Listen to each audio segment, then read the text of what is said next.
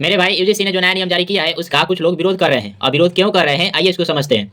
होता क्या है, पिछले 5 वर्षों में यूजीसी कॉलेज यूनिवर्सिटी में देखती है कि धर्म, जाति, लिंग, विकलांगता, जन्म स्थान आदि के आधार पर 704 विश्वविद्यालयों और 1553 कॉलेजों से कुल 1166 शिकायतें सामने आती है।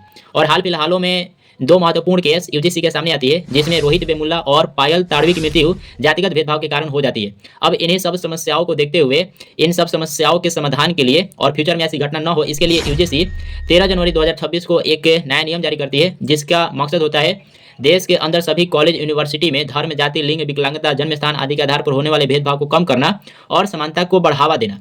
अब सुनने में तो सब कुछ ठीक लग रहा है कि ये नियम समानता को बढ़ावा दे रही है, भेदभाव को कम करेगी। फिर दिक्कत कहाँ है? तो मेरे भाई इस नियम से एससी, एसटी, ओबीसी के लोगों को दिक्कत नहीं है और दूसरे धर्म के लोगों को भी दिक्कत नहीं है। बस दिक्कत है तो जनरल कास्ट के कुछ लोगों को।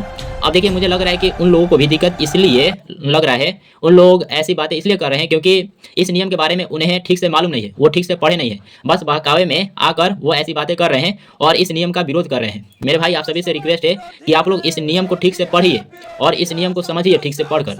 मेरे भाई देखिए, इस नियम में साफ शब्दों में कहा गया है कि धर्म, जाति, लिंग, विकलांगता, जन्म स्थान आदि के आधार पर होने वाले भेदभाव को कम किया जाएगा। अब मेरे भाई आप ही लोग बताइए कि क्या जातिगत भेदभाव केवल एससी, एसटी, ओबीसी के लोगों के साथ होती है? क्या आप लोगों के साथ जातिगत भेदभाव नहीं हो सकती है? बिल्कुल हो सकती है। चलिए मानकर चलते हैं कि आपके साथ जातिगत भेदभाव नहीं हो सकती है, चलिए इसको हम मान लेते हैं। लेकिन इस नियम में और भी तो मानदंड की चर्चा की गई है, जैसे विकलांगता के आधार पर होने वाले भेदभाव को कम करने की बात कही गई है।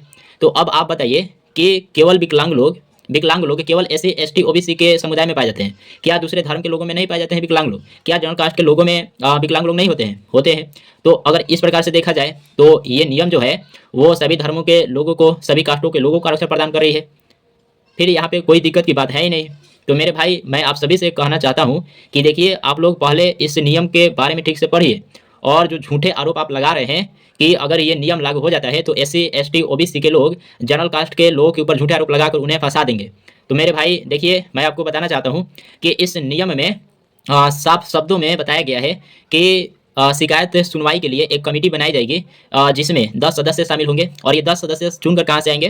तो एससी, एसटी, ओबीसी से एक एक सदस्य चुनकर आएंगे और उसमें एक विकलांग शामिल होंगे और एक महिला शामिल होंगी। इस प्रकार से 5 सदस्यों की चुनाव हो जाएगी और जो शेष 5 सदस्य रह जाएंगे उनका चुनाव शिक्षण संस्थानों से की जाएगी, जो प्रशासनिक स्टाफ है उनमें से की जाएगी। तो इस प्रकार से 10 सदस्यों की चुनाव हो जाएगी।